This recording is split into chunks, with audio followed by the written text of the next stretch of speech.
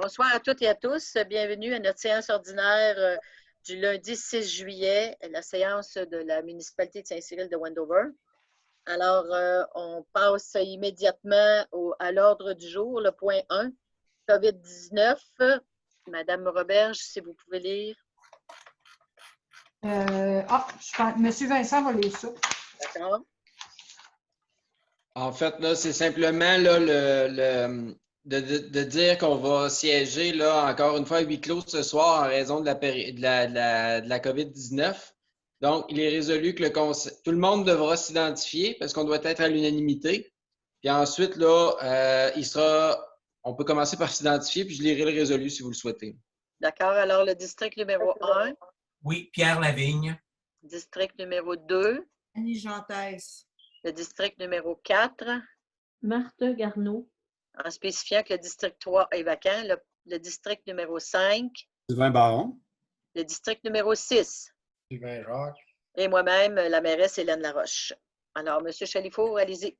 Donc, il est résolu que le Conseil accepte que la présente séance soit tenue à huis clos et que les membres du Conseil et les officiers municipaux puissent y participer par visioconférence et que la présente séance sera enregistrée, rendue disponible sur le site web de la municipalité. Qui le propose? Je le propose, Pierre Lavigne. Qui seconde? Sylvain Baron. Monsieur Baron.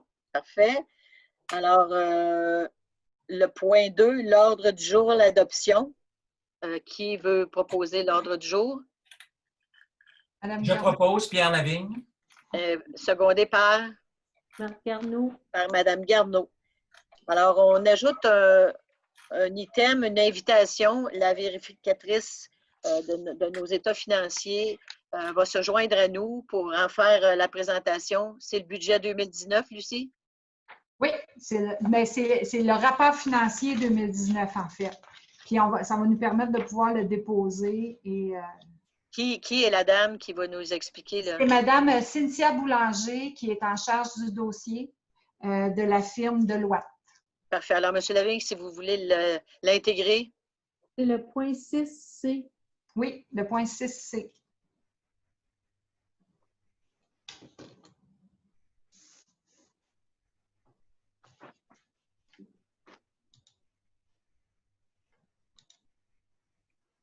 Elle n'a pas de son, je pense que...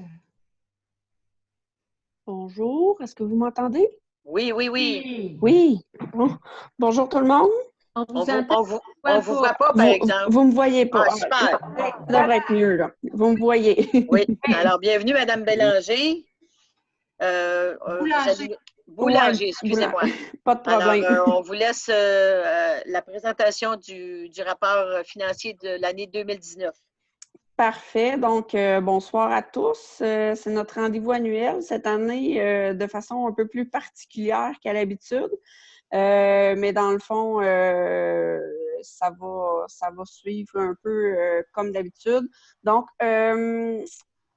comme mentionné, on est ici pour vous présenter le rapport financier annuel de l'année 2019. C'est sûr qu'on est un petit peu plus tard, considérant les circonstances que tout le monde connaît. Donc, on a eu quelques petits délais dans la sortie du rapport financier, mais quand même pas trop pire. Fait, je pense que j'avais pas mal vu tout le monde. Cynthia, je me présente encore pour ceux que j'aurais pas vu. Là. Cynthia Boulanger, je suis directrice chez Deloitte. C'est moi qui est responsable des municipalités au bureau de Drummondville. Donc, c'est moi qui vais faire la présentation. Je suis responsable, entre autres, du dossier là, de Saint-Cyril. Là, vous m'excuserez, mon document est sur l'écran à côté. Là, fait que c'est pas que je veux pas vous regarder, là, mais je vais zioter un petit peu sur mon écran d'à côté là, pour pouvoir vous parler des chiffres. Est-ce que tout le monde a en main le document? Oui. C'est la pièce 6C de votre document. Oui. Peut-être vous laisser quelques minutes, quelques secondes là, pour mettre la main dessus. Donc, comme à l'habitude, c'est un extrait du rapport financier parce que, dans le fond, le rapport réel, il comporte environ 80 pages. Donc, on va y aller à l'essentiel. Si jamais vous aviez le goût de consulter le document en entier, Lucie en a toujours une copie électronique, donc vous aurez simplement à lui faire la demande, elle pourra vous transmettre le document pour pouvoir le consulter. Donc, je vous invite, on va tout de suite aller à la deuxième page du document qui est le rapport de l'auditeur.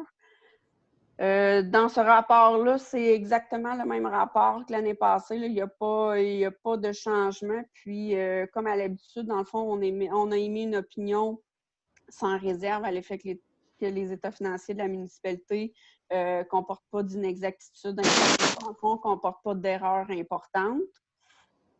Donc, je ne le passerai pas en détail. Là. Vous pourrez en prendre connaissance. Mais on va tout de suite aller aux chiffres. Dans le fond, à la page qui s'appelle « Résultats détaillés ».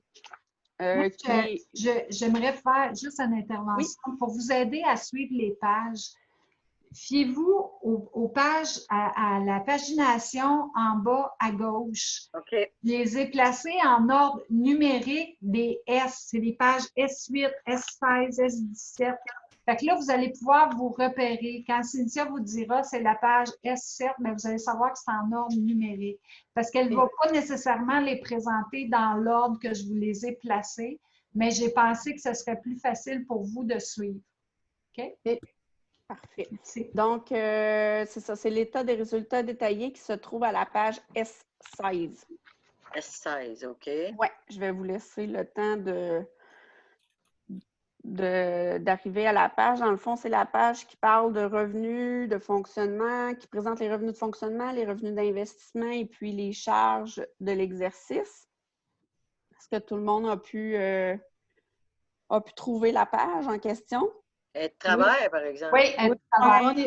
Il faut cliquer à droite sur votre souris, vous cliquez sur le bouton de droite, rotation horaire. Ou dans affichage en haut. Aussi, oui.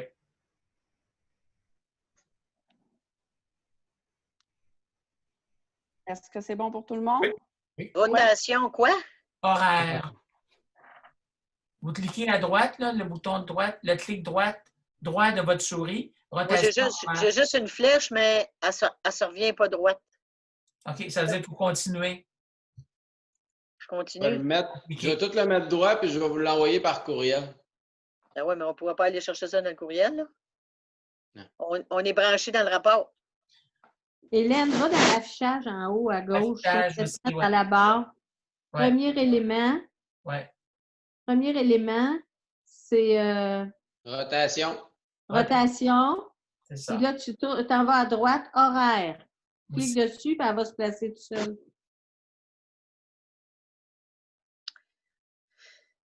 L'avez-vous? Non, laissez faire. Elle va se pencher la tête. Allez dans Affichage. Le Je ne l'ai pas. On continue. De toute façon, il y a 3 chiffres là qu'elle va dire. Oui, je vais passer. Puis, dans le fond, les autres pages, ils sont sur le bon sens. Donc, ce qu'on va regarder sur cette page-là, c'est, dans le fond, l'avant-dernière colonne qui présente les résultats de 2019. Dans la dernière colonne, vous avez le comparatif avec l'exercice précédent, donc 2018. OK. Et puis, dans la première colonne de cette page-là, vous retrouvez le budget 2019 qui avait été voté là, en décembre 2018 pour l'année 2019. Donc, si on va à la ligne 12 de cette page-là, on retrouve le total des revenus de fonctionnement d'un montant de 6 294 000. À la ligne 20, on voit les revenus d'investissement de 540 330 pour un total de revenus de 6 834 613. Si on descend un petit peu, à la ligne 33, on va retrouver le total des charges de 7 027 916 comparativement à un budget de 7 219 880. Là, toujours, le 7 219 880 là, se retrouve toujours à la ligne 33, mais dans la première colonne. Donc, on voit qu'il y a eu un petit peu moins de dépenses que ce qui avait été budgété. Ce qui donne, au niveau comptable, le déficit un déficit d'exercice de 193 303. Par contre, ça, c'est vraiment juste comptable. Donc, il y a certains ajustements qui sont faits pour établir l'excédent déficit de fonctionnement de l'exercice à des fins fiscales. L'excédent fiscal, dans le fond, qui est, dans le fond, quand vous votez le budget, quand vous adoptez le budget, là, le montant qui doit arriver à 0. Donc, ce chiffre-là, l'excédent, pardon, de l'exercice à des fins fiscales, on va le retrouver à la page voyons, S17. Mais juste une question avant, Madame Cynthia, si vous me permettez. Ça veut dire que sur le 5 219 000, on a dépensé 7 27 000. Oui. Ce qui fait qu'il y a une différence, un écart de 193 000. Exactement. Pourquoi il est en parenthèse si on a dépensé moins que ce qui était prévu? Non, c'est parce que c'est les revenus moins les dépenses. Ligne 12, qui est à 6 294 000, plus la ligne 20 qui est à 540 330. Ça me fait un total de revenus de 6 834 000. Si je soustrais les 7 027 de dépenses, là, ça me donne un résultat un déficit de 193 303. Dans le fond, le 193 000, ce n'est pas la différence entre les dépenses qui avaient été budgétées puis les dépenses réelles. Non, c'est vertical, exactement. Oui, c'est ça, c'est vraiment ça. Fait que c'est vraiment les revenus moins les dépenses. Ça donne un déficit de 193 000. À ce 193 000-là, on vient faire les ajustements fiscaux. Entre autres, on vient considérer, enlever l'amortissement qui est considéré dans les dépenses qu'on a vu un petit peu plus haut de 7 027 000 qui, en réalité, ne sont pas une sortie de fonds pour la municipalité. Là. Donc, juste l'amortissement, on en a pour 1,6 million. À la ligne 4 de la page S17. Est-ce que tout le monde est rendu à la page S17? Oui. Oui. Celle-là est dans le bon sens, fait que tout le monde devrait pouvoir la voir correctement. On retrouve aussi son dessin un petit peu plus bas, là, le remboursement de la dette à la ligne 17. Pour 2019, il a été en capital seulement là, de 394 600. Ensuite, dans la section affectation, on retrouve toutes les utilisations des surplus ou les montants qui ont été transférés dans des réserves financières. Donc, toutes ces affectations-là donnent un excédent de fonctionnement de l'exercice à la ligne 27 de 944 000. Ça représente 13 % du budget 2019. Est-ce que ça va jusqu'à maintenant? Oui. Oui. Donc, on va aller à la page S18 sur laquelle on va retrouver, dans le fond, les activités d'investissement à des fins fiscales. Fait que ça, c'est tous les investissements au niveau des immobilisations qui ont été faits au cours de l'année, puis le financement réalisé là, pour financer ces immobilisations-là. Donc, au niveau de l'excédent d'investissement, vous allez voir, on a les revenus d'investissement. Dans le fond, donc, c'est les subventions qui ont été reçues pour un montant de 540 000. On a eu des acquisitions au cours de l'année pour 1,3 million qu'on retrouve à la ligne 10. Il y a eu aussi un nouveau financement qu'on retrouve à la ligne 13 de 10,2 millions. Entre autres, là, c'est vraiment pour financer là, le projet de raccordement avec la ville de Drummondville. On a aussi utilisé, il y a aussi certaines sommes qui ont été utilisées, là, des surplus pour financer les acquisitions d'immobilisation, entre autres le Fonds de développement économique pour une acquisition de terrain pour, là, vous m'excuserez, je ne suis pas certaine de prononcer son nom comme il faut, le monsieur Gaillard. C'est parfait, c'est bien ça. Oui, c'est bien ça. Puis c'est ça, certains, un lot de monsieur Gagné, je pense. Madame Vallière. Ouais. Madame Vallière, OK. Ouais. Ce qui donne, dans le fond, cette année, un excédent d'investissement de 10 054 986. Là, il faut expliquer que, dans le fond, oui, cette année, il y a un excédent de 10 millions, mais il faut considérer que dans l'année précédente, puis je pense même peut-être en 2017, il y avait eu un déficit d'investissement parce que dans le fond, il y avait des dépenses en immobilisation qui avaient été faites, puis pour lesquelles on le savait, dans le fond, que la municipalité devrait aller chercher du financement par dette. Donc, mais les projets étant pas terminés, le financement n'avait pas été cherché, donc ça avait été dans les financements de projets en cours qui, à ce moment-là, avait créé un déficit d'investissement. Donc, cet excédent-là qui est réalisé cette année vient combler le déficit là, qui s'est fait dans les dernières années relativement au projet d'investissement, parce que là, on est pas mal sur la fin là, du projet là, de raccordement là, qui était le principal projet là, qui a généré beaucoup de dépenses là, dans les 2 dernières années. Donc, je vous invite à prendre l'état de la situation financière qui se trouve à la page S8. Dans le fond, l'état de la situation financière, c'est un peu c'est le bilan au 31 décembre. Donc, c'est vraiment une photo en date du 31 décembre 2019. Est-ce que tout le monde est à la page S8? Oui. Oui? Elle est plus loin, elle, là? Non, elle va être avant. Avant. OK. C'est beau. C'est bon? Oui. Donc, c'est ça. Dans la première colonne, on a les résultats de 2019. Dans le fond, le portrait en date du 31 décembre 2019. Et puis, dans la seconde colonne, vous avez la comparaison avec l'exercice précédent, soit 2018.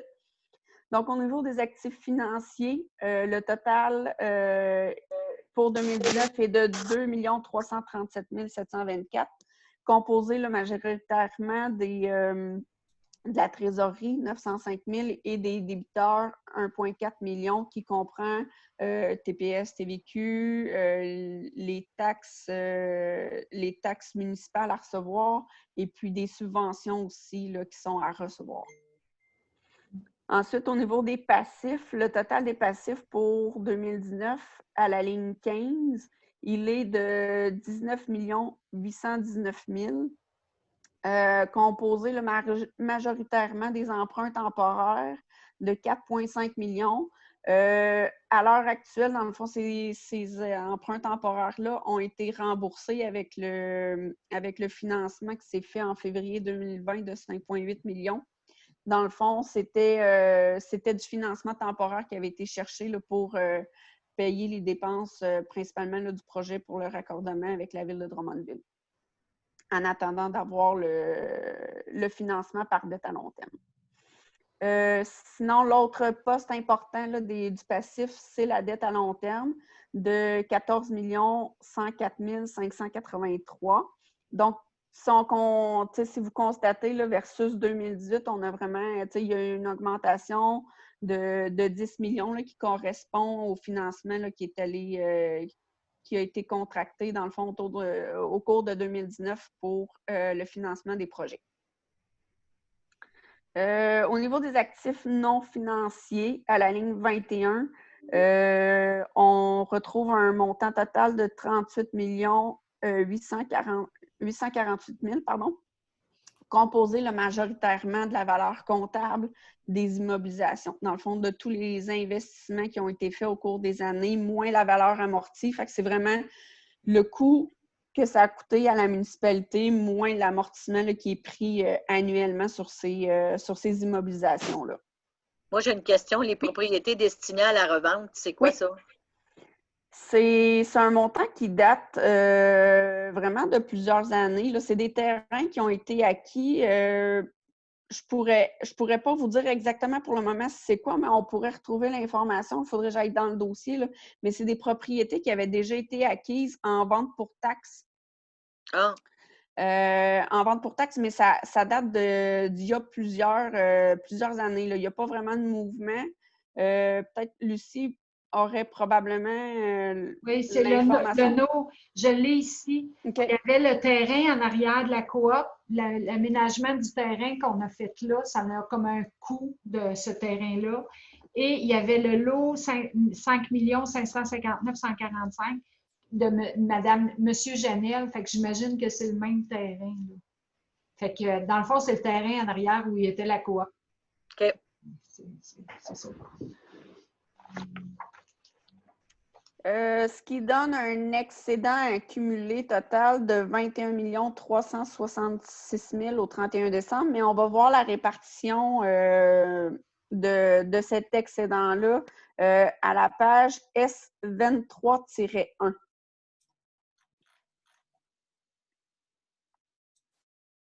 Je vais vous laisser vous y rendre. OK, j'y suis. C'est bon pour tout le monde? Ouais. Oui. Oui. Donc, à la ligne 8 de cette page-là, vous retrouvez le 21 366 000 qu'on a vu à la page précédente. Dans le fond, si on regarde à la ligne 1, vous voyez l'excédent de fonctionnement non affecté. Au 31 décembre 2019, il est de 1 908 074, qui représente 26 % du budget de 2019. Donc, qui est un montant appréciable. Là, dans le fond, habituellement, ce qui est recommandé, c'est d'avoir un coussin entre 12 et 15 % au niveau de l'excédent de fonctionnement non affecté. Mais là, vous en avez 26. Fait que c'est sûr que ça dépend toujours des projets qui sont prévus dans les prochaines années. Pour éviter de jouer un peu avec le taux de taxation, il y a un petit coussin là, qui s'accumule au cours des années puis qui peut être utilisé, là, dans le fond, pour réaliser des projets sans refiler une facture peut-être plus importante l'année où le projet se réalisera là, aux citoyens. Sinon, au niveau de l'excédent de fonctionnement affecté, 213 320, ça, c'est le montant qui a été prévu d'être utilisé pour le budget 2020. Oui. Puis, il y a des réserves financières, entre autres, qui comprennent le fonds de roulement là, de 539 344. Il est encore à 300 000, notre fonds de roulement? Oui, il est encore à 300 000. Il n'a pas été utilisé. Non. Mais on n'avait pas parlé de l'augmenter. Ça va être dans le prochain budget? Quand on a fait le budget puis tout ça, finalement, j'avais plus assez pour le... De liquidité. Puis j'aime mieux le garder en surplus accumulé parce que ça te permet plus de flexibilité dans l'utilisation puis le remboursement en fonds de roulement. Okay. C'est un peu pour ça aussi que notre surplus cumulé, il a l'air bien haut. C'est que notre fonds de roulement est bas par rapport au budget de 7 millions qu'on a. Notre fonds de roulement, il est bas, il n'est même pas à 5 %. Mais dans le fond, je me sers de mon surplus cumulé un peu comme un fonds de roulement aussi en même temps. OK. Donc, c'est ce qui ferait le tour pour les excédents. Vous allez avoir le détail des autres types d'excédents aux pages suivantes, mais je vous inviterai à prendre la page S37 qui présente le détail, l'analyse dans le fond de la dette à long terme, qui, dans le fond, répartit la charge du total de la dette, qui assume quelle portion de la dette. Dans le fond, au niveau de... Il y a un montant de... Si on regarde à la ligne 5, la colonne complètement, la dernière colonne, là, on retrouve un montant de 8,1 millions. Dans le fond, ça c'est la portion de la dette qui est assumée par une partie des contribuables. Donc, les secteurs qui ont été touchés par les emprunts, c'est ces secteurs-là qui ont la responsabilité de faire d'assumer, dans le fond, le 8,1 millions. Ensuite, on a un montant de 2 021 000 qui est assumé par l'ensemble des contribuables. Donc, principalement, l'ARENA, puis une partie là, du raccordement avec la ville de Drummondville. Puis, si on descend un petit peu plus bas à la ligne 15, là, on a un montant de 4,1 millions qui représente, dans le fond, les revenus futurs qui vont être reçus, qui vont servir au remboursement de la dette. Là-dedans, on parle du TEC puis du FEPTE principalement, là, qui nous donne, quand on regarde à la ligne 22, le 14 282 000 de dettes qu'on a vu un petit peu plus tôt. Donc, ça faisait pas mal le tour de la présentation. Est-ce qu'il y en a qui ont des questions? Oui, moi j'ai une question. Sur la dernière page, quand tu dis les montants à la charge d'une partie des contribuables, oui. Comment tu peux avoir sur la même ligne une augmentation puis une diminution? Dans le fond, l'augmentation, c'est que c'est la nouvelle dette qui a été contractée. Sur le 10,2 millions qui a été contracté au cours de l'exercice, il y en a 4 956 000 qui est attribuable à une partie. Puis, mais en cours d'année, il y a aussi eu des remboursements qui sont faits. Donc, on présente distinctement les nouvelles dettes des remboursements qui sont faits. Donc, le 124 000 représente les remboursements là, qui ont été faits au cours de l'exercice 2019 qui ont été assumés par les différents secteurs là, touchés par les dettes qui pouvaient déjà y avoir, là, parce qu'il y avait déjà, au début de l'année, il y avait déjà un 3,3 millions là, de dettes qui étaient attribuables à une partie des contribuables. Donc, le 224 000 qui s'est remboursé de diminution, ce sont les remboursements sur le 3,3 millions là, qui se sont faits là, au cours de 2019. Merci. Pas de problème. Autre question? Notre directrice générale disait que par rapport à ces chiffres-là, on a été capable de payer plusieurs choses sans les imposer à nos citoyens. Est-ce que vous pouvez un peu élaborer là-dessus?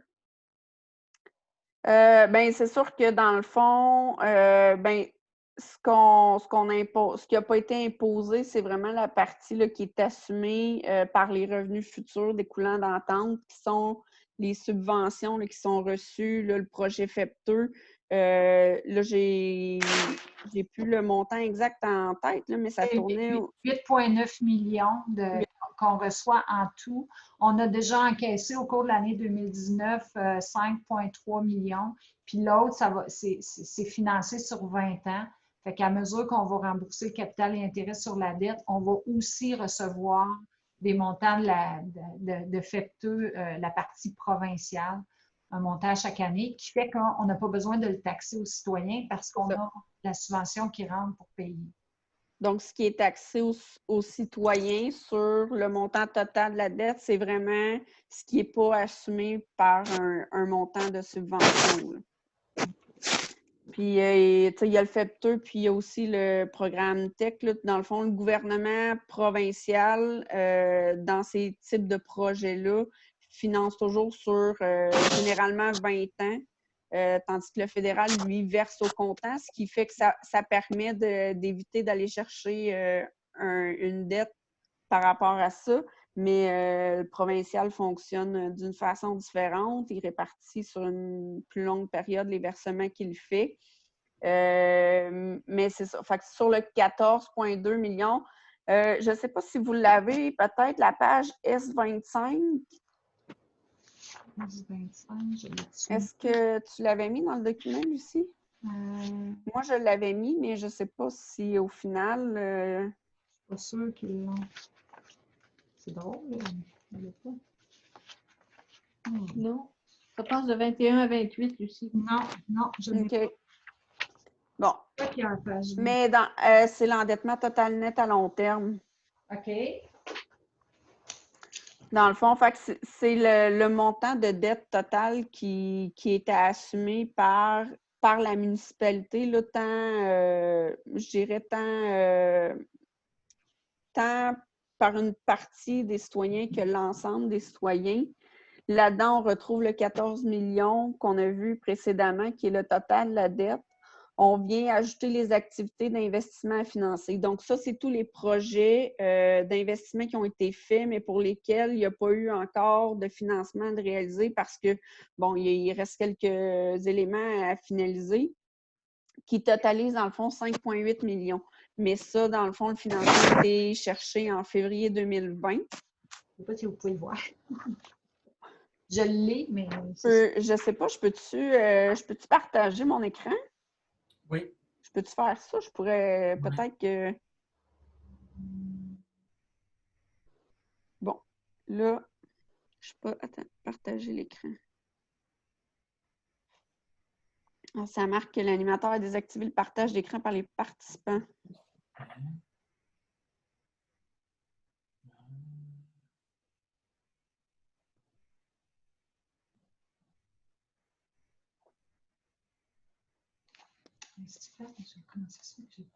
Non, je peux pas. Non. Attendez. Non. Non, parce que non, l'enregistrement probablement. OK. Bon. Mais dans le fond, fait peut-être, Lucie, tu pourras peut-être leur faire parvenir après. Là, ils pourront consulter. Puis si jamais, suite à ça, vous avez des questions, là, Vous avez au bas de votre écran, là, si vous descendez votre pointeur, oui. Vous avez partagé l'écran, je pense. Vous oui. pouvez cliquer là-dessus. Là. Mais quand je clique dessus, ça me dit l'animateur a désactivé le partage d'écran par les participants. Ah. Je ne l'ai pas désactivé, mais en tout cas. Bon. Mais dans le fond, c'est un peu un résumé là, de ce que vous aviez à S37, là, présenté peut-être, qui vient considérer par contre les investissements financiers qu'on n'avait peut-être pas à la S37 parce que cette page-là, d'endettement total net à long terme, ça vient vraiment considérer c'est quoi l'endettement de la municipalité en date du 31 décembre 2019. Fait que ça vient considérer tous les projets qui sont en cours, mais qui sont en attente de financement. Puis à ça, ben, on vient diminuer les revenus futurs, qui sont entre autres les subventions là, qu'on a vu, dont on a parlé pour la page S37, là, qui est subvention FEPTE puis TEC là, dans une grande proportion de 4,1 millions. Puis, on vient aussi considérer la part attribuable à la municipalité dans l'endettement de la MRC. Donc, la MRC a, elle aussi, contracté des dettes pour divers projets. Entre autres, je pense cette année, la forêt de Drummond a engendré une augmentation peut-être un peu plus importante de la dette. Donc, ce que la MRC fait, c'est qu'elle vient répartir la dette là, selon les ententes là, qui ont été conclues. Donc, pour Saint-Cyril, la part attribuable dans la dette de la MRC est de 596 216. Ce qui fait que l'endettement total net à long terme pour Saint-Cyril est de 16,5 millions. Donc, ça, c'est vraiment c'est un chiffre que le ministère regarde pour déterminer la capacité d'emprunt de la municipalité. Puis, c'est ça. Et il se solde pour Saint-Cyril là, à 16,5 millions.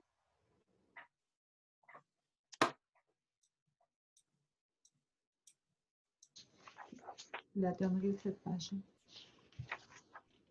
Moi, j'aurais une petite question technique par rapport aux écritures puis à la façon de procéder dans le contexte de COVID. Est-ce que ça a quand même été bien?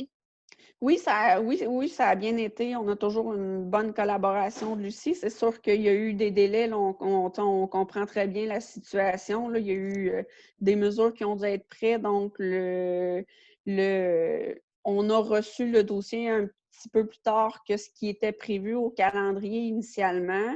Puis peut-être qu'au moment où nous, on l'a reçu, bien là, on avait, nous aussi, de notre côté, des enjeux personnels, ce qui a amené comme les délais. Mais sinon, au niveau du rendu du dossier, là, c'était conforme à ce qu'on avait, à ce qu'on était habitué de voir dans le passé. Puis, c'est sûr qu'on a dû un peu plus d'échanges par courriel là, du fait qu'on n'a pas pu aller sur place, ce qui a peut-être un peu compliqué les choses, là, mais je pense que on a toujours une bonne collaboration de Lucie et de Dominique là, pour nous envoyer les documents, puis ils nous ont tous scanné ça, puis au niveau du fonctionnement, ça a bien été. Je dirais que ça a demandé un peu plus de temps, peut-être de la part des deux côtés, autant du vérificateur que de nous. Parce que, étant donné qu'elle ne pouvait pas être ici, il fallait des fois préparer des documents de plus pour y envoyer par courriel. Puis eux autres, il fallait qu'ils analysent tout ça. Au lieu de, quand on est ici, bien souvent, ça va plus vite. On consulte, on explique en même temps. Là, on analyse chacun de notre côté, on se reparle par téléphone, on renvoie des choses. Fait que ça a demandé un petit peu plus de temps. C'est ça, ça a apporté un peu plus de délai. Puis, autant du côté de Lucie puis de Dominique, là, le temps de scanner certains documents qui, normalement, on n'a pas besoin de copier dans les dossiers, mais on a besoin de consulter. Fait habituellement, ces documents-là ne sont pas numérisés, mais là, ils ont dû l'être pour qu'on puisse y avoir accès. Donc, c'est sûr qu'effectivement, autant de notre côté que du côté de la direction de la municipalité, là, ça a engendré un petit peu plus de temps, là, tout ça. Là. Donc, ça justifie une mention de félicitations qu'on devrait inscrire au procès-verbal, je crois. Je crois, oui. Moi, effectivement, travailler avec Lucie, c'est toujours... elle prépare vraiment un très beau dossier. Là, fait que sur ce point-là, c'est toujours agréable de travailler avec Lucie. Bon, ben merci beaucoup, Lucie, puis bon travail. Merci. Monsieur Chalifot, vous allez noter ça, là? Oui. Parfait. J'ai une question, moi. Est-ce qu'il y a beaucoup d'écriture cette année? Attendez, ben non, il n'y en a pas beaucoup. Il y a peut-être, c'est sûr il y a 4 écritures que Lucie nous a fait parvenir. Après nous avoir donné une première version de balance de vérification. Donc, mais ces écritures-là, ça n'a pas de nécessité d'analyse de notre côté. Là. C'est vraiment Lucie qui nous les a données parce qu'on avait commencé un peu à faire du travail. Donc, si on voulait avoir les bons chiffres pour travailler, elle nous a soumis les écritures. Sinon, on a peut-être passé... je pense qu'on n'a pas passé d'écriture, Lucie. Non, il n'y a pas d'écriture. À part ce que tu nous avais corrigé, là, que vous avez identifié. Oui, non, c'est ça. Il n'y a pas d'écriture. Oui, non, c'est ça. Pour l'année prochaine. Exactement. C'est pour ça que Lucie, qui était très inquiète d'avoir des écritures à faire cette année, l'année passée, elle en avait fait une. Cette année, 6 et 4, dans le contexte actuel. Chapeau. Oui. C'est même pas 4, elle les a corrigées. C'est ça, chapeau. C'est même pas des choses que nous, on a soulevées. Donc, c'est ça. C'est ça. Bravo, Lucie. Merci. Bravo. Merci. OK, alors, est-ce qu'il y a d'autres questions? Non. Donc, Mme Boulanger, on vous remercie énormément. Merci. Ça fait plaisir. À l'an prochain. À l'an prochain. Tu vas avoir des documents à faire signer à la mairesse, puis moi, à vous faire parvenir. Là, ça devrait se faire cette semaine. Demain. On a des chèques à signer, là, fait qu'on va tout Demain, la mairesse va y aller. C'est bon. Merci. Parfait. Merci. Bonne fin de soirée. Bonne fin de soirée. Merci, bonjour. Bye. OK. Alors, on poursuit dans la séance publique. Le point 3, rapport de la mairesse. Je pense qu'on vient d'avoir un résumé assez précis de ce qu'il en est. Ce sera un rapport qui va être déposé, publié dans notre bulletin municipal intégralement en septembre. Donc, vous pourrez en prendre connaissance plus amplement. Est-ce que, Lucie, tu avais quelque chose à rajouter, toi, par rapport à ça? Non, parce que son explication est plus détaillée que ce que j'aurais pu vous donner avec le rapport de la mairesse. Fait que je pense que j'inviterais les gens à consulter tout simplement parce que c'est des chiffres sur une feuille de papier. Je pense que ça vaut la peine de lire le trait d'union. Monsieur Chalifot, est-ce que ça prend une résolution? Ou c'était juste une présentation? C'est juste un dépôt. C'est incorporé au rapport de la mairesse. Parfait. Alors, le point est complété. Le point 4, période de questions, on va la sauter. Point 5, procès-verbaux adoption, procès-verbal du 1er juillet de la séance. Donc, une adoption, Mme Gentès. Résolu d'adopter le procès-verbal du 1er juin 2020 tel que déposé avec les modifications au point 12B quant à la méthode de financement pour le paiement des compensations pour les aires de protection des pluies pour l'année 2020. J'en fais la proposition. Qui la seconde? Je seconde. Monsieur Jacques. Le point 5B, procès-verbal du 11 juin 2020, adoption, Mme Gentès. Il est résolu d'adopter le procès-verbal du 11 juin 2020 tel que déposé. J'en fais la proposition. Qui la seconde? Je seconde. Monsieur Jacques. Point 6, comptabilité, facture d'achat. Je m'en vais là-dedans.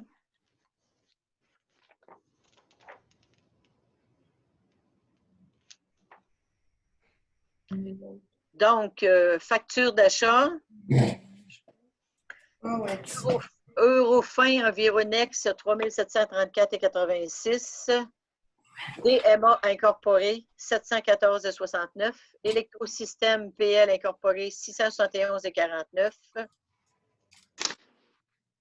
Bureau Plus Méga Bureau 751,94. Hydro-Québec, 1517,67. C'est pour de l'éclairage de rue. Ingénierie architecturale, 2040,79. C'est en lien avec la finition des travaux du bureau municipal. Marché Bouvette incorporé, 1654,26. MRC Drummond, 36 267,91. Alors, vous avez la gestion de l'eau, l'élimination des déchets, le transport des matières organiques, gestion des cours d'eau, puis la contribution au programme PER, entre autres. Distribution Michel Jeté, 624,57. Quincaillerie Dupuis, 1420,14 pour toutes sortes d'achats divers. Sintra, région Centre du Québec, 575,10 pour la fuite sur la rue principale. Les services conseils en urbanisme, 1267,60. J.U.O.L. limité, encore là, c'est de l'équipement, 2402,57.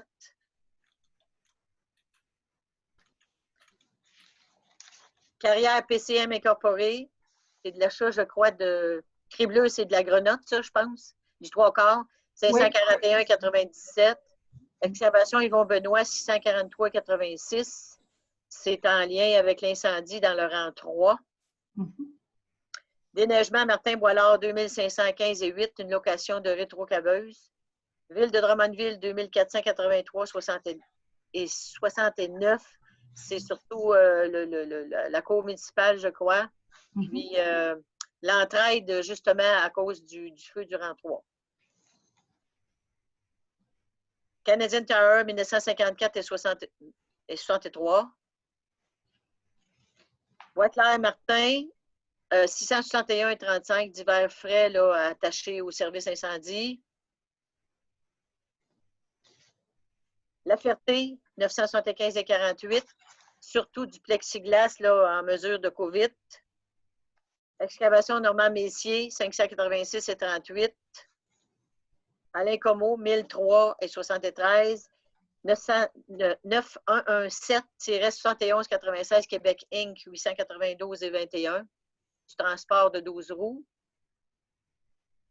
Canadien National, c'est toujours l'entretien des signaux et des barrières pour les voies ferrées au rang 3, 1306. Signalisation 2020, 556,48. Centre horticole Foliflore, 520,66. Bureau Plus, Bureau Pro, 2309,42. Kubota Drummondville, 504,72. Isotech Instrumentation Incorporée, 617,12 en lien avec l'entretien de l'équipement incendie. Deschênes et Fils, 2585,22, c'est de l'équipement plomberie. Thermoshell, chauffage P. Gosselin, 1584,89 pour le diesel. Performance informatique, 904 pour de l'entretien puis du support informatique. Dufresne Marie-Claude pour de l'achat pour le matériel du camp de jour, 807,24. Concept visuel TB, 3481,81, encore là de l'équipement pour le camp de jour. Chaussures Belmont, 873,22, c'est des vêtements pour les employés.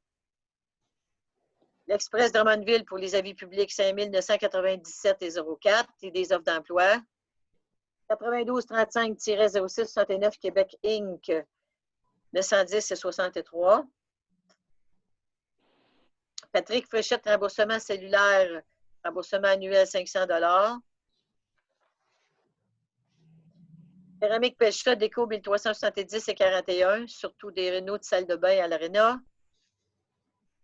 Kane Lamar, société en nom collectif, 1135,43, les honoraires professionnels.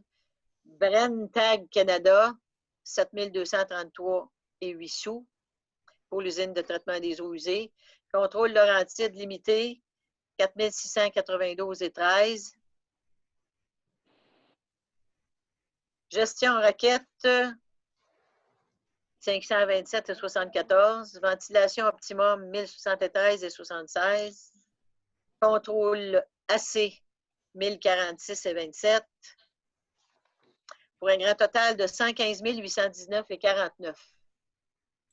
Maintenant, pour les déboursés directs, le total est de 97 481,65. Les factures d'achat, 115 000, paiement préautorisé, 18 057,11. Et la rémunération globale pour juin, 110 166,45. Avant de faire la proposition, j'aurai des questions, Lucie. Oui. Dans les factures d'achat, l'élément 750, c'est Foliflore, remplacement d'arbres à 520 $. Oui, c'est pour l'accident qu'il y a eu ici à l'hôtel de ville. Il y a une voiture qui a rentré et qui a détruit un petit arbre qui était là. Fait qu'on a dû remplacer l'arbre en avant de l'hôtel de ville. 520 $? 520 $. Il n'est pas donné. J'ai pensé qu'il était bien gros. C'est quoi l'arbre? Un cèdre?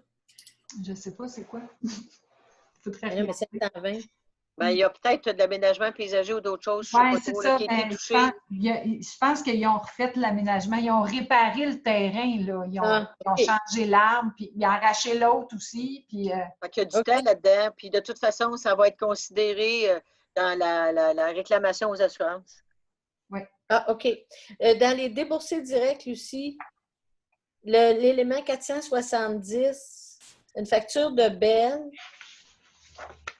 11 860, remplacement de câble. C'est un poteau qu'ils ont déplacé. Oui, c'est un poteau qu'ils ont déplacé parce que c'était un dernier terrain qui a été vendu. Ah oui. Le poteau arrivait en plein milieu de l'entrée. En plein milieu de la maison. Oui. Quand ils ont bâti, il n'était pas à bonne place, il a fallu qu'il soit déplacé. OK. Le point 1634, on a acheté des masques lavables pour 500 $. Oui, mais ça va vite, c'est 20 $ du masque. J'avais tous les employés, toutes les brigadières, c'est 20 $ du masque. On a chacun notre masque. Hélène en a un aussi, la mairesse, pour se protéger parce que là, quand on a ouvert au public, on n'a pas le choix de faire face au public. Puis il y a des circonstances qu'on ne peut pas respecter la distanciation de 2 mètres. Là, il faut porter ce qu'on appelle des couvre-visages. Fait que c'est ceux-là qu'on a achetés. Mais à tous les jours, les employés les amènent, puis il faut les laver puis les réutiliser. OK. Parfait. Puis l'autre. Le chalandage n'était pas très grand au bureau. On ne l'a pas tant utilisé, mais plus que ça va aller, plus qu'on va devoir. Mais on n'avait pas le choix en tant qu'employeur de protéger nos employés. Mais je pense qu'il faut être proactif aussi. Puis de toute façon, plus ça va, plus le gouvernement insiste. Puis même tantôt, ils vont obliger. Fait qu'on va faire tout ce qu'on aille. Oui. Puis mon autre, c'est un commentaire. C'est quand on rembourse Marie-Claude pour des achats qu'elle a fait par rapport au camp de jour. Je sais qu'on a une carte de crédit à la municipalité. Oui. Est-ce qu'on ne devrait pas imputer les coûts sur la carte de crédit? Il y en a. En fait, à date, la carte de crédit, on s'en sert plus pour les achats qu'on fait en ligne. Que ce soit François, Marie-Claude, moi, Vincent, les formations, tout ça. Notre limite de crédit n'est quand même pas très grande. Puis il y a juste moi qui a cette carte-là. Fait que les employés doivent venir me voir pour que je les autorise et tout ça. Fait que pour avoir un meilleur contrôle, c'est sûr qu'on préfère que quand on peut avoir un compte, qu'il envoie une facture puis Dominique paye la facture, ça demande moins administrativement que de payer par carte de crédit. Mais en ligne, on n'a pas le choix, c'est le seul moyen. Non, mais ce que je voulais dire, c'est que Marie-Claude, quand elle fait des achats, elle les impute sur la carte de crédit de la municipalité. Oui, bien, c'est ça. Quand elle a fait des achats en ligne, oui. Mais quand elle s'en va magasiner pour... chez Canadienne Tire. Mais là, je ne donne pas ma carte pour qu'elle s'en aille là-bas. Fait que là, souvent, elle paye, elle. Puis si on a un compte ouvert, elle le porte au compte. S'il n'y a pas de compte ouvert, bien là, oui, elle le met sur sa carte puis on la rembourse. Parfait. Merci. Ça répond. Je n'ai pas d'autres questions. Est-ce que j'ai besoin de proposeurs secondaires? Oui, je propose. Oui. Secondé par? Seconde. Monsieur Baron. Point 6. Point 6, nous l'avons passé là, après le point de l'ordre du jour. Lucie, c'était juste un dépôt, hein, qu'on a dit? Oui, c'est Le juste rapport? une co-présentation. Oui. OK. Alors, on passe au point 7, dossiers municipaux, gestion du personnel. 7.A.1, Philippe Bolduc, confirmation d'embauche, Mme Garneau. J'arrive. Il est résolu de confirmer l'embauche de M. Philippe Bolduc au poste de journalier et préposé au déneigement à titre de permanent à temps plein sur horaire variable, de maintenir pour ce poste les conditions relatives à la rémunération et ce selon la convention collective et l'entente convenue entre les parties et d'appliquer à ce poste les conditions prévues à la convention collective. J'en fais la proposition. Qui la seconde? Seconde. M. Baron. Point 7 à point 2, inspecteur à bâtiment et environnement, confirmation d'embauche, M. Lavigne. Il est résolu de confirmer l'embauche de M. Jean-François Lachance Benitez au poste d'inspecteur en bâtiment et environnement pour la municipalité, de maintenir pour ce poste les conditions relatives à la rémunération et ce selon la convention collective de l'entente convenue entre les parties, d'appliquer à ce poste les conditions prévues à la convention collective. J'en fais la proposition. La seconde? Une seconde. Monsieur Jacques. Le point 7C, concours de fleurs, prix des gagnants, Monsieur Lavigne. Il est résolu d'autoriser une dépense de 500 $ pour financer les prix à être remis aux gagnants du concours annuel de fleurs. J'en fais la proposition. Qui la seconde? Annie Gentès. Madame Gentès. Le point 7D, gouvernement Canada, fonds pour l'accessibilité, Monsieur Lavigne. Il est résolu de présenter une demande d'aide financière au gouvernement du Canada dans le cadre du programme de financement pour les projets de petite envergure, fonds pour l'accessibilité pour financer les équipements permettant l'accès à l'hôtel de ville, à l'aréna et la bibliothèque municipale aux personnes à mobilité réduite. Le cas échéant d'autoriser la directrice générale ou le directeur des travaux publics à signer pour et au nom de la municipalité les documents inhérents au dossier. J'en fais la proposition. Qui la seconde? Annie Gentès. Madame Gentès. Le point 7E, CPE au cours des découvertes, orientation, Madame Garneau. Il est résolu d'appuyer les requérants dans leur demande de permis faite au ministère de la Famille pour l'opération d'un centre de la petite enfance sur le territoire de la municipalité de Saint-Cyril-de-Wendover. J'en fais la proposition. Qui la seconde? La seconde. Monsieur Jacques, et l'appui sera acheminé rapidement à l'organisation. Le point 7F, refonte du site Internet mandat. Est-ce que c'était M. Lavigne? Je crois que oui. Attends, oui. C'est ça? Quel point, ça? Oui, M. Lavigne, oui. Bon. Il est résolu de retenir la proposition de Morin, partenaire stratégique pour la refonte du site Internet de la municipalité, et ce, selon les termes et conditions de l'offre datée du 29 juin 2020 et pour un montant de 38 706 $ et 33 taxes incluses. De prévoir une somme de 17 772,27 au budget 2021 pour l'entretien annuel du site Internet de la municipalité, incluant les frais d'hébergement et une banque d'heures pour des prises de vue photographiques professionnelles supplémentaires. J'en fais la proposition. La seconde? Je seconde, Marc Garneau. Madame Garneau. Le point 7G, lettrage des véhicules municipaux, conception, mandat, M. Lavigne. Il est résolu de retenir la proposition de Morin, partenaire stratégique pour la conception du lettrage des véhicules municipaux, et ce, selon les termes et conditions de l'offre datée du 25 juin 2020 pour un montant de 3 368,77 taxes incluses. J'en fais la proposition. Qui la seconde? Madame Gentès. Le point 7H, comité communication marketing, procès verbal du 2 juillet 2020, c'est un dépôt. Le point 8, règlements municipaux, 8A, règlement 436-2, article 39, modification A.1, adoption, M. Lavigne. Ça ne sera pas long, Mme Laroche. Il y a un point de la directrice générale avant. Oui. J'ai un point de la directrice parce que normalement, avant l'Assemblée, avant chaque Assemblée, il y a toujours une période qu'on appelle une Assemblée de consultation publique, 15 minutes avant l'Assemblée régulière de chaque mois, pour consulter les gens, permettre aux gens que, quand on a des dérogations mineures ou quand on a des modifications de règlement, de consulter la population, de pouvoir répondre à leurs questions et prendre en note leurs commentaires à propos des différentes dérogations mineures ou modifications de règlement qui est proposé à leur jour. Ce soir, on va adopter des dérogations mineures et des projets de règlement, de modification de règlement qui sont en lien avec, étant donné la COVID, on ne pouvait pas faire cette assemblée publique de consultation. On a dû faire un procédé équivalent qui est une consultation écrite. On a passé une annonce dans le journal. En fait, c'est des annonces. Il y a eu 2 consultations publiques écrites qui ont été lancées par le journal L'Express.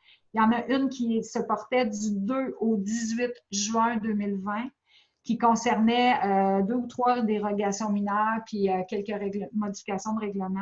Et il y a eu un autre appel de consultation publique le 17 juin qui avait lieu jusqu'au 3 juillet. De toutes ces consultations-là, on a reçu uniquement une seule lettre, une seule demande, un seul commentaire pour lequel on a décidé justement de porter la modification de règlement qui était à l'ordre du jour ce soir. On a décidé de possiblement de la reporter pour justement faire une étude plus approfondie pour tenir compte des commentaires qui nous ont été donnés. Tous les autres dérogations mineures vont être adoptées ce soir. Il n'y avait pas eu de commentaires, tout ça, mais on a vraiment consulté la population là, pour effectuer la procédure selon la loi de l'urbanisme au Québec. Dans les circonstances de COVID. Dans les circonstances de la COVID, exactement. D'accord. Alors, c'est beau, Madame la directrice générale? C'est complet? Oui, c'est complet. On peut passer à l'autre point. Donc, je reviens au point 8A, règlement 436-2, article 39, modification. À point 1, adoption, M. Lavigne. Il est résolu d'adopter tel que présenté le règlement numéro 436-2, lequel a pour objet de modifier l'énoncé de l'article 39 du règlement de lotissement numéro 436 relatif aux dimensions et normes d'aménagement des rues locales et collectrices. J'en fais la proposition. La seconde? Marthe Garneau. Madame Garneau. Le point 8B, règlement 437-1, dispositions administratives et amendements récents au zonage, intégration B.1, projet numéro 2, M. Jacques. Il est résolu d'adopter tel que présenté le projet de règlement numéro 437-1.1, lequel a pour objet d'intégrer au règlement de zonage numéro 437 les dispositions des amendements au règlement administratif numéro 229 et de zonage numéro 230 adoptés avant l'entrée en vigueur du règlement numéro 437. De soumettre le règlement au processus d'approbation référendaire. J'en fais proposition. La seconde? Je seconde. Monsieur Lavigne, le point 8C, règlement 437-2, superficie garage, C.1, projet numéro 2, Monsieur Lavigne. Il est résolu d'adopter tel que présenté le projet de règlement numéro 437-2.1, lequel a pour objet de modifier l'article 71 du règlement de zonage numéro 437 concernant la superficie des garages, de soumettre le règlement au processus d'approbation référendaire. J'en fais la proposition. Qui la seconde? La seconde. Monsieur Jacques, le point 8D, règlement 437-4, article 72 et 89, concernant les matériaux de toiture, ajout, D.1, adoption, M. Jacques. Il est résolu d'adopter tel que présenté le règlement numéro 437-4, lequel a pour objet de modifier les articles 72 et 89 du règlement de zonage numéro 437 concernant les matériaux de toiture permis. J'en fais proposition. La seconde? Je seconde. M. Lavigne. Le point 8, tel que mentionné tout à l'heure, le point 8E, retiré concernant les abris temporaires.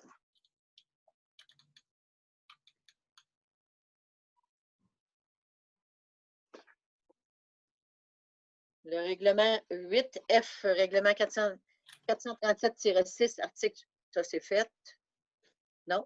Non, c'est revêtement maintenant, tantôt c'était toiture. Ah, d'accord. 72 et 89 concernant les matériaux de revêtement, modification, F.1, adoption, M. Lavigne. Il est résolu d'adopter tel que présenté le règlement numéro 437-6, lequel a pour objet de modifier les articles 72 et 89 du règlement de zonage numéro 437 concernant les matériaux de revêtement permis. J'en fais la proposition. Qui la seconde? Je seconde. Le point 8G, règlement 437-7 unifamilial jumelé dans zone R27, grille d'usage, modification. Le point 1, projet numéro 2, Madame Garneau. Alors, il est résolu d'adopter tel que présenté le projet de règlement 437-7.1, lequel a pour objet de modifier la grille d'usage du règlement de zonage 437 afin de permettre l'usage R1-1, habitation unifamiliale jumelée, dans la colonne de la zone R27 et de soumettre le règlement au processus d'approbation référendaire. J'en fais la proposition. Et la seconde? Je seconde. Monsieur Lavigne, le point 8H, règlement numéro 437-8, usage dans la zone R24, modification H.1, projet numéro 2, Madame Genetaise.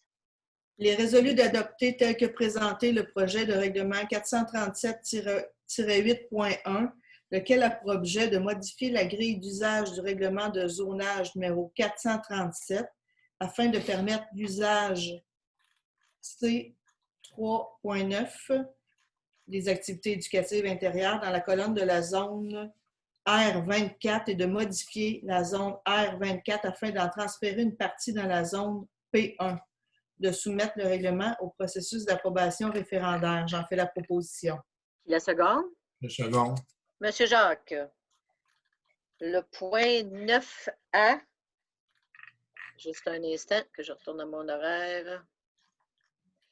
Donc, le point 9A, comité consultatif d'urbanisme, procès-verbaux du 9 juin 2020 et du 15 juin 2020, c'est un dépôt. Le point 9B, dérogation mineure, B.1, Dumas à René, 22-30, Guévremont, marge de recul avant, Monsieur Lavigne. Il est résolu d'accorder la dérogation mineure afin de réduire la marge de recul avant du bâtiment principal à 4,2 mètres pour la propriété sise au 22-30 rue Guévremont en lieu et place du 8 mètres, tel que prescrit au règlement. J'en fais la proposition. Qui la seconde? Je seconde. Madame Garneau. Le point 9B.2, quartier Yvan, 1865 des Bouleaux, superficie de garage, Madame Garneau.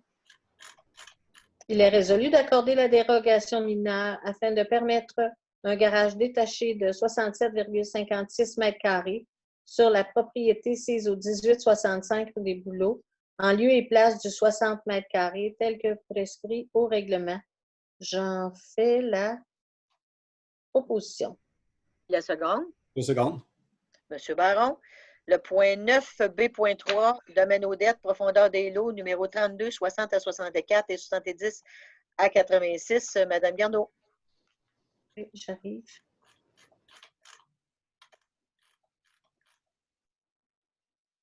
Il est résolu d'accorder au requérant la dérogation mineure demandée, et ce, afin de permettre pour les lots 32, 60 à 64 et 70 à 86, situés à proximité d'un cours d'eau, les profondeurs indiquées dans le tableau suivant au lieu de 45 mètres, tel que prescrit au règlement de lotissement 436. Est-ce que je dois dire les différences profondeurs ou si elles vont pouvoir être consultées? Les profondeurs varient entre 30 et 44,91 mètres. À l'exception du terrain numéro 70, qui lui, là, est de 17,91, mais sur une partie seulement, puis il est plus large pour compenser. Donc, sinon, c'est vraiment là, comme la directrice générale l'a indiqué.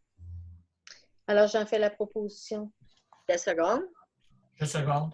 Monsieur Lavigne, le point 9B.4, 550 à 600 rue Saint-Louis, superficie des garages, Monsieur Lavigne. Il est résolu d'accorder la dérogation mineure afin de permettre des garages détachés d'une superficie d'au plus 75 de la surface habitable, excluant le sous-sol pour les propriétés sises au 550 à 600 rue Saint-Louis, en lieu et place du 60 m², tel que prescrit au règlement. J'en fais la proposition. Qui la seconde? Je seconde. Monsieur Jacques. Point 9B.5, courte manche, France, 1430 des Bouleaux, superficie de garage, Monsieur Jacques. Il est résolu d'accorder la dérogation mineure afin de permettre un garage détaché de 88,4 m² sur la propriété sise au 1430 rue des Bouleaux en lieu et place du 60 mètres carrés tel que prescrit au règlement. J'en fais proposition. Qui la seconde? Je seconde. Monsieur Lavigne. Point 9B.6, D. Lefebvre. Largeur des lots, numéro 6 378 731 et 6 378 732. Monsieur Jacques. Il est résolu d'entériner les recommandations faites par le comité consultatif d'urbanisme sur le dossier, d'entreprendre la procédure de dérogation mineure afin de régulariser la largeur des lots projetés 6 378 731 et 6 378 732, conditionnellement à ce que lors de la construction de bâtiments sur les lots projetés, la marge de recul du balcon le plus avancé de chaque bâtiment principal soit d'un minimum de 9,89 mètres et que les autres marges soient supérieures aux marges de recul des bâtiments voisins. J'en fais proposition. La seconde? Je seconde. Monsieur Lavigne. Le point 9B.7, D. Lefebvre, superficie des garages. Monsieur Jacques. Il est résolu d'entériner la recommandation faite par le comité consultatif d'urbanisme sur le dossier, d'entreprendre la procédure de dérogation mineure afin de permettre la construction de garages détachés de 97,6 mètres carrés sur les lots projetés 6 378 731 et 6 378 732. J'en fais proposition. Qui la seconde? Je seconde. Monsieur Lavigne. Le point 9C. OHD 55 rue Boisvert, position des conteneurs à déchets. Monsieur Lavigne. Il est résolu d'entériner la recommandation faite par le comité consultatif d'urbanisme sur le dossier d'informer la récurrente que la municipalité ne donnera pas suite à la demande telle que présentée. J'en fais la proposition. Qui la seconde? Je seconde. Monsieur Jacques. Le point 9D. Je voudrais juste ajouter, Hélène. Lucie, avant d'envoyer la résolution à l'Office, je vais informer le directeur général. OK. Et quand tu vas l'avoir faite, je vais te le dire de façon à ce que tu puisses lui envoyer la résolution en bonne et due forme. OK. S'il vous plaît. Oui, pas de problème. Le point 9D. COVID-19, processus d'approbation référendaire en contexte d'urgence sanitaire. Madame Gentes. Il est résolu que le préambule fasse partie intégrante de la présente résolution, que les demandes de tenue de registre pour une approbation référendaire soient tenues à distance pendant la déclaration d'état d'urgence sanitaire dans le respect de l'arrêt ministériel 2020-033, qu'un avis sera diffusé conformément à la façon usuelle de publier les avis municipaux, de même que sur le site Internet de la municipalité, expliquant notamment, en plus des informations usuelles, les moyens dont disposent les citoyens pour participer à la demande de tenue de registre, soit en faisant parvenir à la municipalité un formulaire prévu à cet effet par courriel ou par la poste, ou en venant signer directement la demande à l'hôtel de ville, et les moyens de s'identifier correctement lors de la transmission d'une telle demande. Que les demandes individuelles écrites sur les formulaires pourront être transmises par courriel à l'attention de M. Nicolas Dion-Proux ou par courrier au bureau municipal situé au 4055 rue principale et le code postal J1Z 1C8 dans le délai prévu à l'avis publié par la municipalité. Qu'une fois le délai pour soumettre les demandes expirées et que la compilation des dites demandes aura été réalisée, le processus d'adoption du règlement en question pourra être poursuivi. J'en fais la proposition. Qui la seconde? Je seconde. Madame Garneau. Le point 9E, permis de construction. Alors, je vais vous faire le rapport des permis de construction pour juin 2020. Il y a eu 34 permis totalisant un montant de 511 252. Là-dessus, il y a eu 12 certifications, dont 8 pour l'arrosage, 4 bâtiments accessoires, 3 résidences et 5 rénaux. Pour ce qui est de l'industriel, il y a eu même une conférence de presse auquel M. Lavigne a assisté pour officialiser des investissements de 384 000 $ à Volaille-Martel dans le 3e rang, Wendover Sud. Non. Non, excusez. C'est en grande partie pour de l'automatisation, les procédés et la chaîne de tri. Comparativement à 2019, on avait eu 22 permis pour un total de 860 100 $. Il y avait eu plus de construction et de plus de bâtiments accessoires. Alors, c'est une information. Le point 10, urbanisme PIA à Maison des Jeunes, 3895 principal, aménagement paysager, M. Lavigne. Il est résolu d'entériner la recommandation faite par le comité consultatif d'urbanisme sur le dossier, d'accepter l'aménagement paysager pour l'espace entre le trottoir et la galerie du bâtiment principal ici au 3895 rue principale, tel que présenté au comité consultatif d'urbanisme. Dans ce qui a été présenté aussi, il y avait sur la rue aussi, hein, qu'il y avait, pas sur la rue, sur la cour latérale droite. Oui, c'est vrai. Ce n'est pas indiqué, là, mais ça avait été Je présenté. vais l'ajouter. Oui, ça avait été présenté. Alors, j'en fais la proposition. Qui la seconde? Le second. M. Jacques. Le point 11, travaux publics. Le procès-verbal des travaux publics, on peut il est prêt, là? Il est déposé? Oui, oui. J'ai oublié de le biffer, mais vous l'avez dans vos pièces jointes. D'accord. Donc, le PV du 22 juin 2020, c'est un dépôt. Il y avait juste un élément, Hélène, concernant les noms des rues, là. Oui. Dans le PV, il a été indiqué qu'on attend que Morin Communication sorte la nouvelle identification des rues, alors que ce qui avait été dit, c'est que les rues qui n'en ont pas et celles qui sont devenues illisibles, on n'attend pas que Morin sorte la nouvelle identification. On identifie ces rues-là avec les anciens modèles qui est allé changer. C'est pas ça que j'ai marqué? Non. Bon, ben ça va être ça parce que c'était ça qu'il fallait marquer.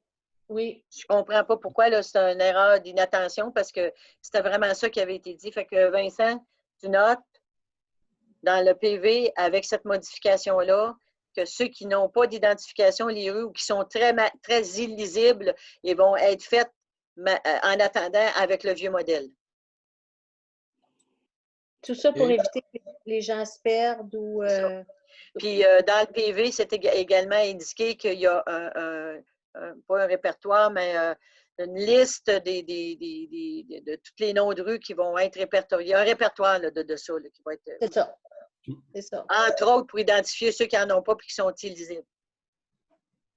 Fait illisibles ou très endommagés. Oui, c'est ça. Ils n'en ont pas tout simplement. Ouais, oui, c'est ça. Je m'excuse, hein, parce que c'était supposé d'être écrit ça. Non, mais c'est juste... OK. Point 11, A.1, MTQ, feu de signalisation. Route 122, Errant Simpson, traverse de piétons, Mme Garneau.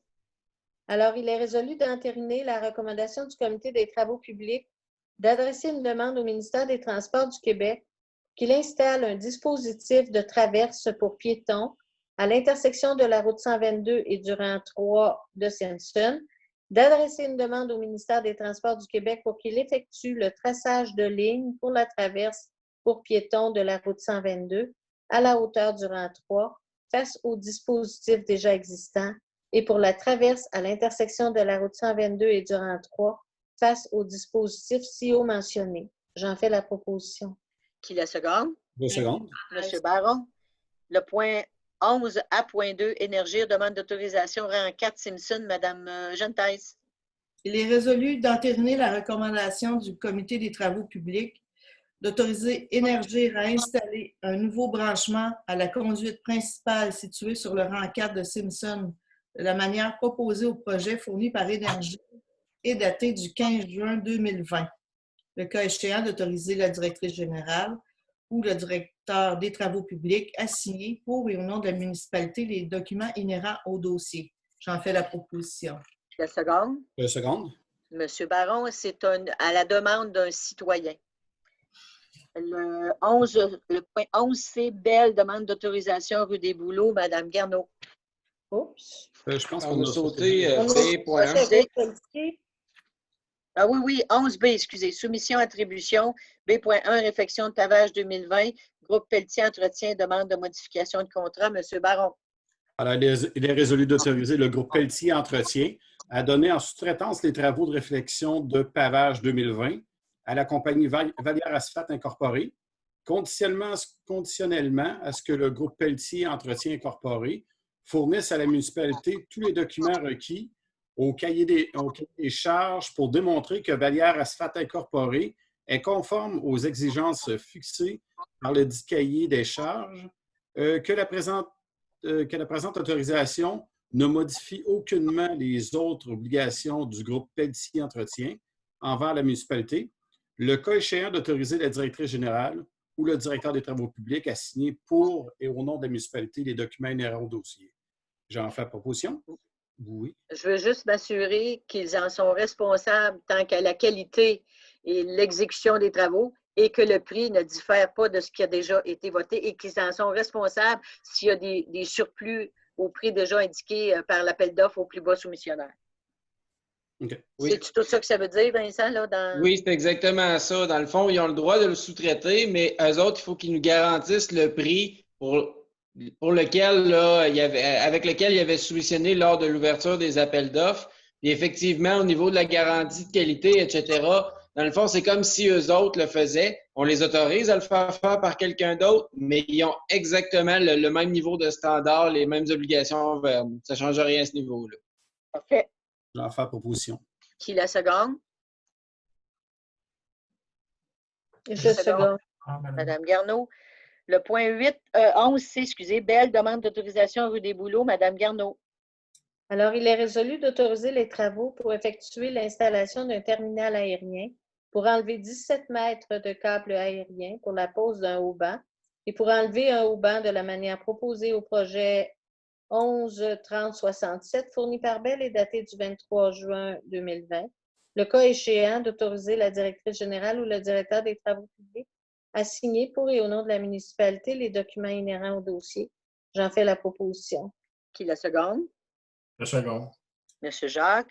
Le point 11D, nous végétaliser, architecte paysagiste, mandat. Monsieur Lavigne.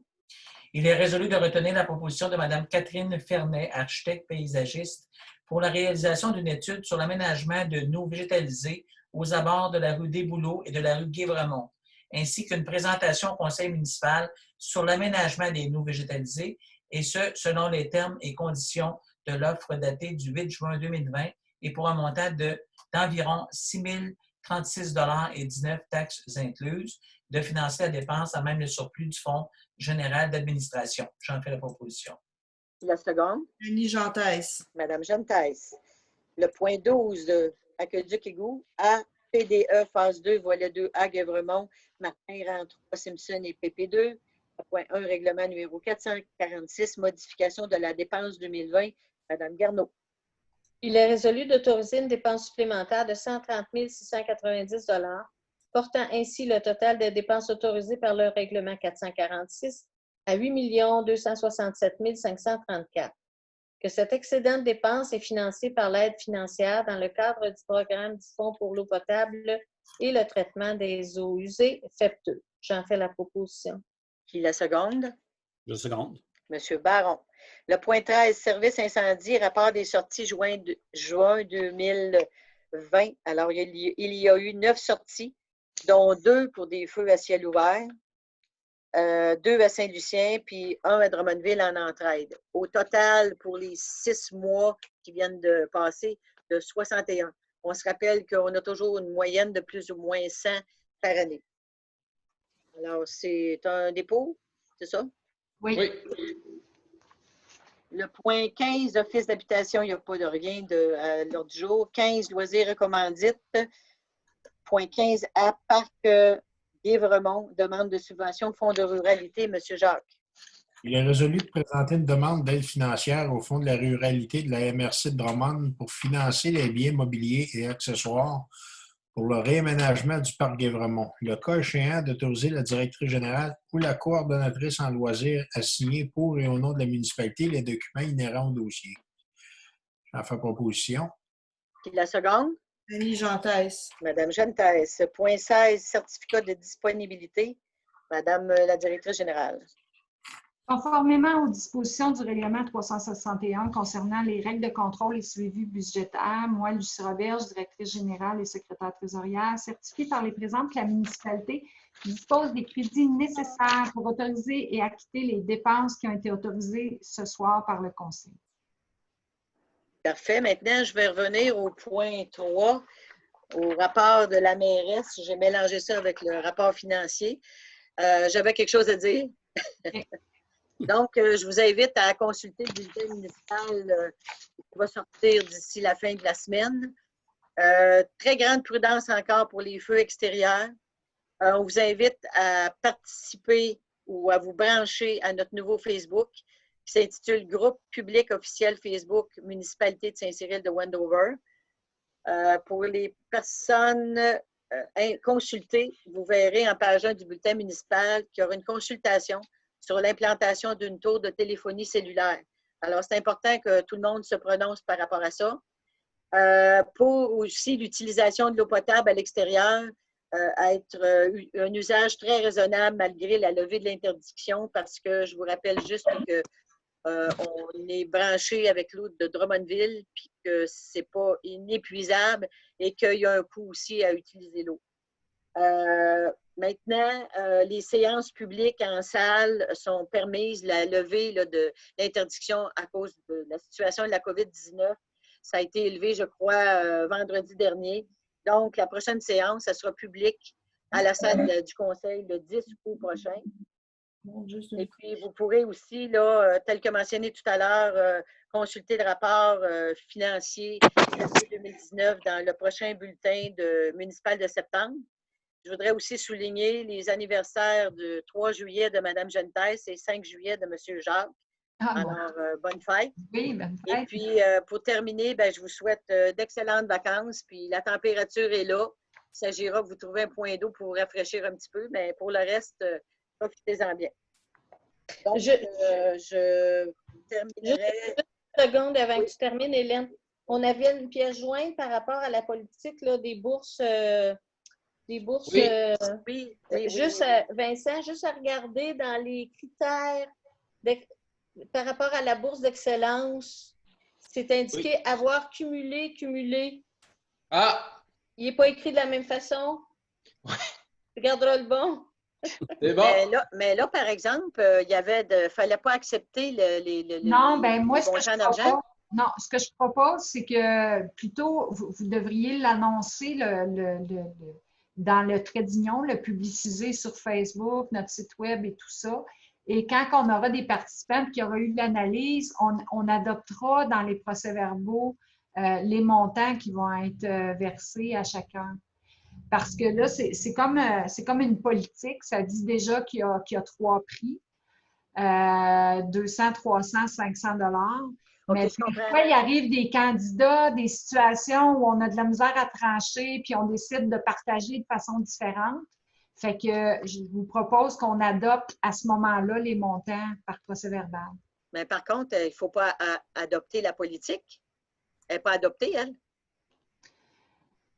Non, mais on avait une politique. On en avait une pour le soutien à la pratique sportive, mais là, il faut qu'on ait la politique adoptée pour le soutien à la pratique artistique. On a recherché la politique.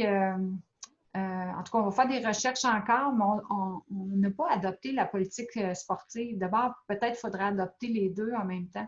Ouais. Regardez, je vais vous revenir le 10 août avec ça. Je propose de reporter, on va faire une petite analyse, puis on adoptera peut-être les deux en même temps. D'accord. Vous aviez reçu aussi pour la pratique artistique, là, Mme Gentès, si vous voulez compléter, on a rédigé la politique pour que vous puissiez l'étudier puis nous faire vos recommandations. Et également, on va avoir un formulaire d'inscription avec un questionnaire, c'est ça, madame? Un questionnaire, mais des informations à compléter. C'est ça. Curriculum, démarche artistique ou prestations à différents endroits et tout. Donc, ça va être de préciser ça. J'ai reçu le formulaire pour la pratique sportive. Donc, je vais l'adapter pour la pratique artistique, qui diffère un peu, là.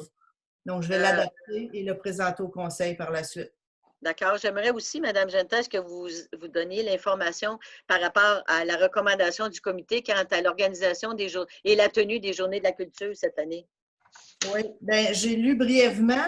Les Journées de la culture se présentent sur une plus longue période de temps, soit 1 mois cette année, avec un thème. Là, on s'est questionné, M. Lavigne et moi-même, justement, aujourd'hui, à ce sujet-là, à savoir comment on pourrait réaliser une activité qui pourrait rejoindre la population en ce sens-là. Donc, la durée est plus importante en temps, donc on va revenir avec ça sous peu. OK. D'accord. Alors, s'il n'y a pas d'autres questions, de remarques, d'intervention, je demanderai la levée de l'Assemblée. Alors, je propose la levée de l'Assemblée. Il n'y a pas de secondaire à ça, hein? Je ne m'habite pas. Alors, je vous remercie beaucoup de votre présence, puis on vous invite soit en présence à la salle pour la prochaine séance du Conseil du 10 août. Je vous précise que les bureaux municipaux seront fermés du 20 juillet au 2 août inclusivement. Merci beaucoup. Est-ce qu'on reste en